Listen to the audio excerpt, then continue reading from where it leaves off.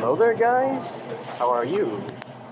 Happy summer. Anyways, what I'm here for, I'm currently at a Winn-Dixie trying to buy some ingredients. I'm thinking about making a chicken sandwich. Don't mind these, just some stuff. I'm not getting any of them or anything, but yeah. Now, I decided to already pick my chicken breast flour and pickle juice out. Now, let's see. When it comes to tomatoes, you gotta make sure there's no scratches on them. Like this one. It looked good. Yeah. Yeah. I'm gonna check these out, and then we're gonna go home and get started on the dish.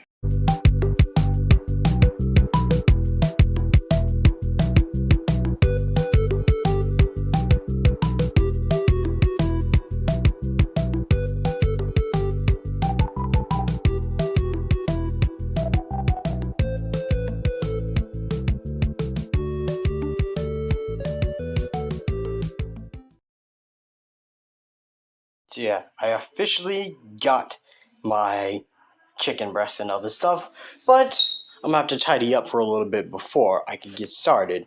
But for now, let me start with the basics of the chicken breast. So, first things first, you need a bowl like this.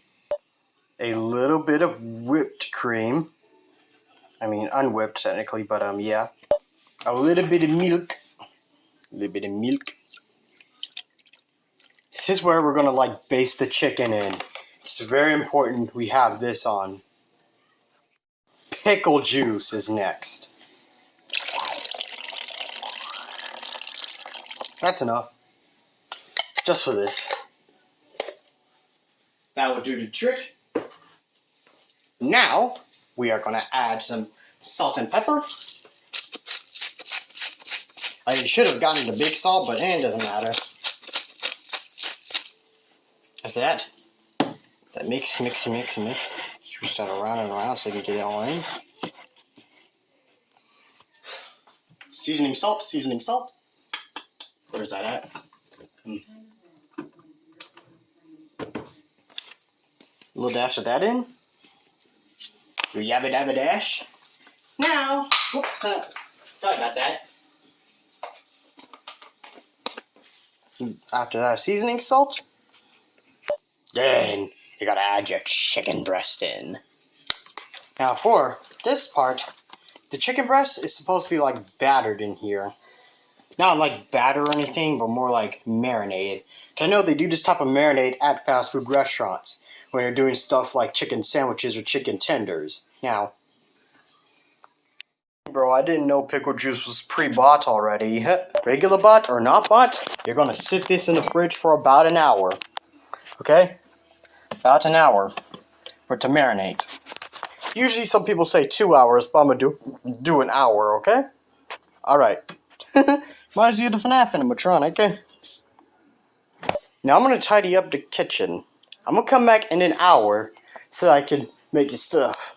Now right now it says it's 11:46. So I'm gonna come back at 12:50 to check on the chicken. So for now, I'm going to get the other ingredients ready, like a side, which are going to be the fries. Potatoes next. Look at it. Look at this good potato. I mean, I'm not sure if I should wash it off or not, but I know, like, potatoes, when they first pack them up, they love to have a lot of these, like, dirt on it. Sure, I guess I'll wash it off. I know it's still kind of messy in here, but I'm going to just go ahead and get this part out the way, because I could let these sit too for a little bit before cooking.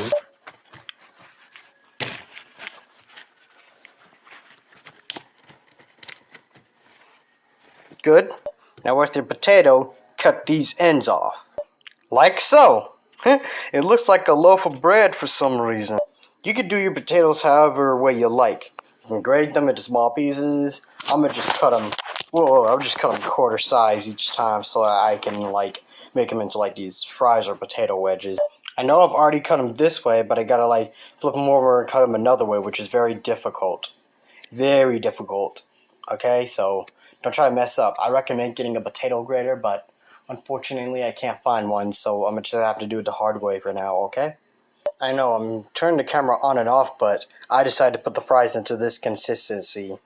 Now, the creative part is where you could do it one, two, like I said earlier, but like the next important part will come, so be prepared. Now you see, I have officially got them all cut up. Now, this is the important part. You need to wash them. Again.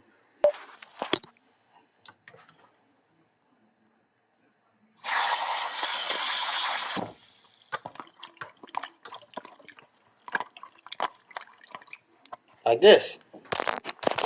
See? Did that sit for a little?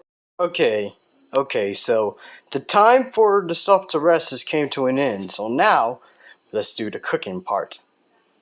We want to turn our thing right here. Yes, I know, it's kind of glued it out in a little bit because this thing is old.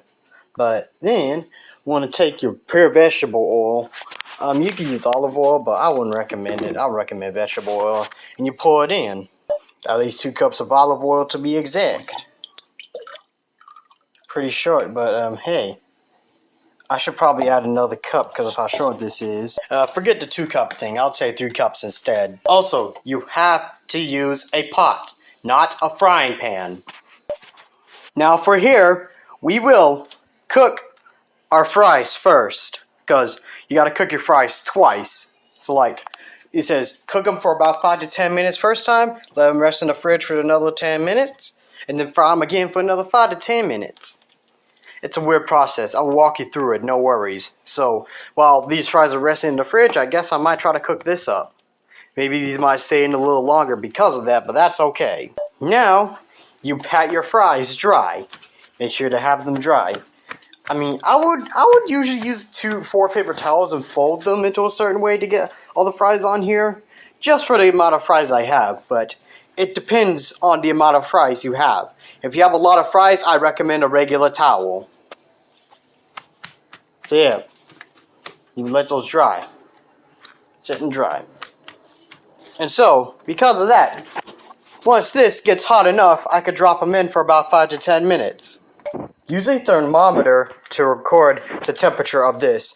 Our temperature goal is to get this to at least 375 at a minimum so that we can fry the fries. You can do over 375. I say the maximum you can go to is like 415, 420.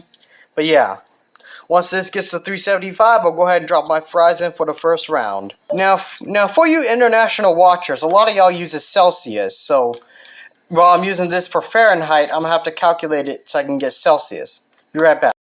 So, for international people, if I'm going to have this at 375 degrees Fahrenheit, it will be approximately 191 degrees Celsius if you use Celsius, aka other people around the world, not in America. Eek, I let it go over a little, but that's okay.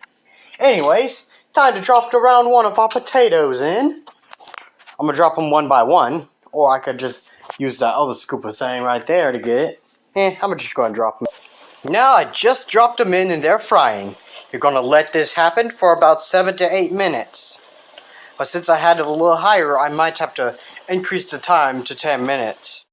Just took the fries out for the first round of cooking. Now I'm going to put these in the fridge for about 10 minutes. 10 to 15 minutes really, but anyways. While that rests, this will give me time to cook these 2 chickens. Just laid in my chickens a couple seconds ago. Now I'm gonna try to time this from 5 to 10 minutes and then check on it. Crispy, juicy chicken. Look at this. Tell me this doesn't look delicious. Not restaurant quality, but that's okay. Better than nothing.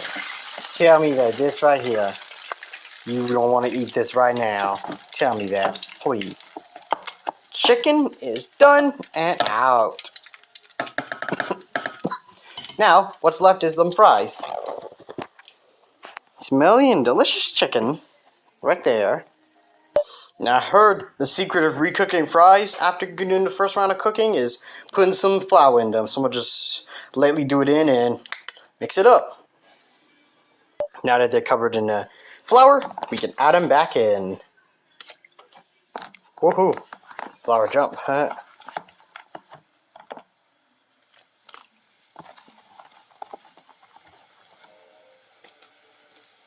There, I'll give them another 10 minutes. Fries are about ready to come out, so I'm finna take them out. Fries are out at a golden brown consistency, and now I'm gonna put them in here after they dry out and the oil leaks out, so that I can season them. For the seasoning, we're first going to mix them all together, then season them. So we're going to start with 2 plastic spoon scoops of brown sugar.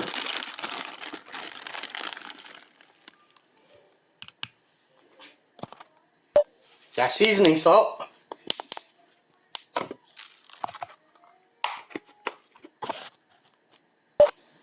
Onion powder. And my boy salt and pepper.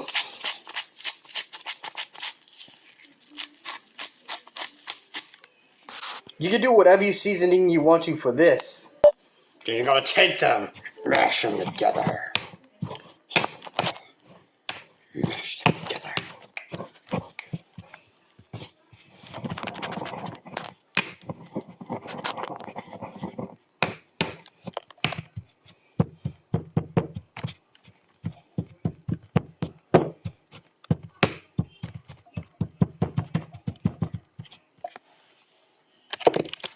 Look at the consistency.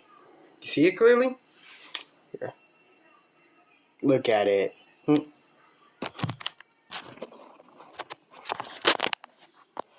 Then I can season it finally with it.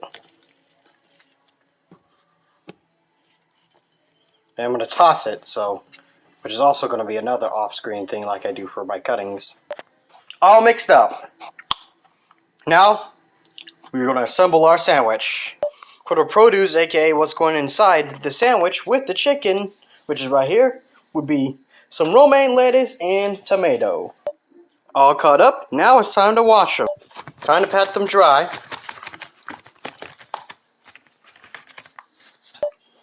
With our tomato cut up, we can now assemble the sandwich with our ingredients. The only disclaimer I have is, I don't have any hamburger buns, so I'm gonna just go with regular bread. I can give that whole chicken sandwich vibe. First we have our 2 buns. I'm gonna lightly toast them. Just lightly, not too much. There we go. There it is.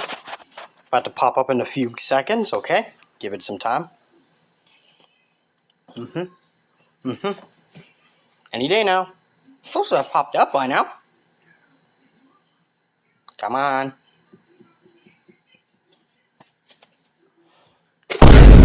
Oh, finally there.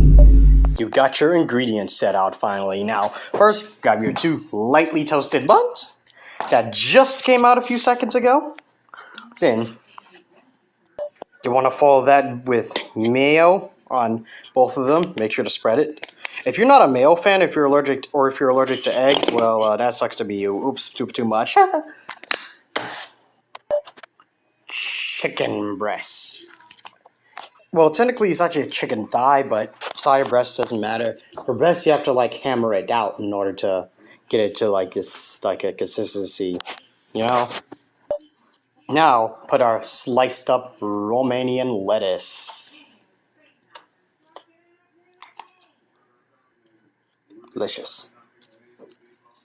Now here's an extra ingredient I gotta add right quick before I re-add the.